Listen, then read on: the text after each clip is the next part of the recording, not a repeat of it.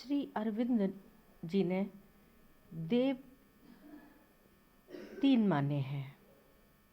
तीन महान देव जो कि पौराणिक तीन देवों ब्रह्मा, विष्णु, महेश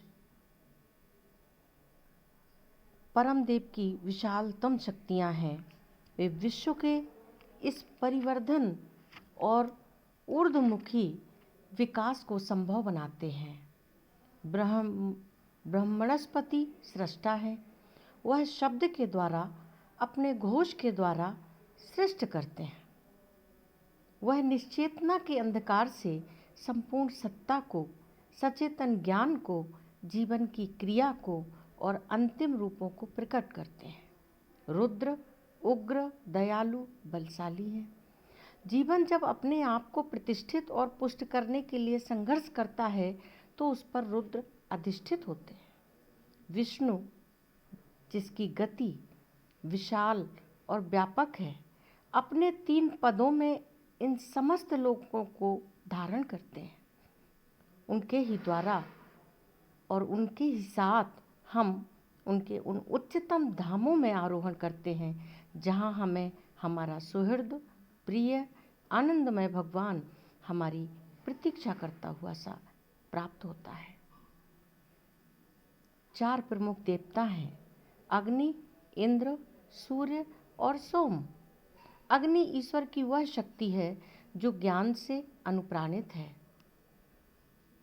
इंद्र शुद्ध सत्य की वह शक्ति है जो दिव्य मन के रूप में अभिव्यक्त हुई है। सूर्य परम सत्य का, सत्ता के सत्य, ज्ञान के सत्य, क्रिया, प्रक्रिया और गति के सत्य का प्रभु है। सोम उच्चतम आनंद का प्रतिनिधि देवता है।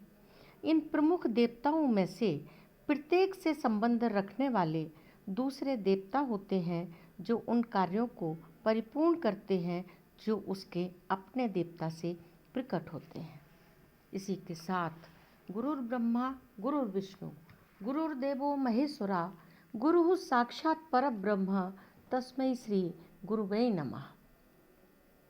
ब्रह्मा, विष्णु और महेश ये तीनों प्रत्येक व्यक्ति के गुरु हैं।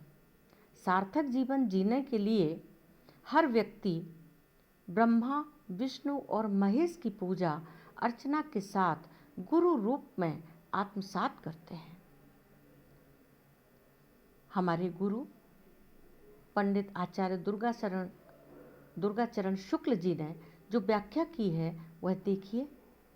पहले गुरु ब्रह्मा जो सृष्टि करते हैं, वह ज्ञान की उस अवस्था को विकसित करते हैं जो ब्रह्म तत्व शिष्य में या व्यक्ति में पहले से ही विद्यमान है।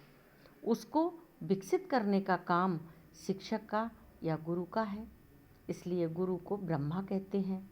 ज्ञान की जो अवस्था गुण स्वभाव के रूप में पहले से ही प्रारब्ध रूप में विद्यमान है, उसको उद्बुद्ध करना, प्रकाशित करना, गुणों को विकसित करने का दायित्व तो शिक्षक या गुरु का है। तो पहले गुरु ब्रह्मा जी। दूसरे गुरु विष्णु जो सृष्टि के पालनहार हैं, जो पोषण करने, सुविधाओं को प्रदान करने का दायित्व तो संभालते हैं। वह है गुरु विष्णु जो मानव की समस्त इच्छाओं को पूरा करते हैं, पोषण करते हैं, खाद पानी देते हैं। शंकाओं का समाधान करना शिक्षक या गुरु का कार्य है, इसलिए गुरु को विष्णु कहा गया है। तीसरे गुरु हैं शिव या महेश जो संहार करता है। क्या करनी है, क्या करनी है, यह ज्ञान गुरु के द्वारा ही मिलता है। अनावश्यक इच्छाओं का संहार, विनाश करना, श्रेयस्कर कार्यों में प्रवृत्त करना, बाधक शक्तियों को नष्ट करने का कार्य शिव रूपी गुरु जी का है। तो इस प्रकार गुरुर्ब्रह्मा गुरुर्विष्णु गुरुर्देवो महेश्वरा गुरु साक्षात् परब्रह्म तस्मै श्री गुरुवे नमः। ब्रह्मा जी विकास कार्यों की जड़ रोपने, सृजनात्मकता से जोड़ने, श्रेष्ठ प्रवृत्तियों को उद्बुद्ध करने का कार्य ब्रह्मा जी सृष्टा की तरह करते हैं। शिक्षक विष्णु विकास कार्यों का पोषण करने का कार्य करते हैं। शिक्षक या गुरु शिव बाधक शक्तियों का विनाश करने का दायित्व निर्वहन करते हैं। शिष्य पर जब ब्रह्मा विष्णु महेश का वरद हस्त रहता है तो उसके सारे कार्य निर्विघ्न संपादित होते हैं। हमारे धर्म में इसीलिए गुरु की इतनी महिमा है। धन्यवाद।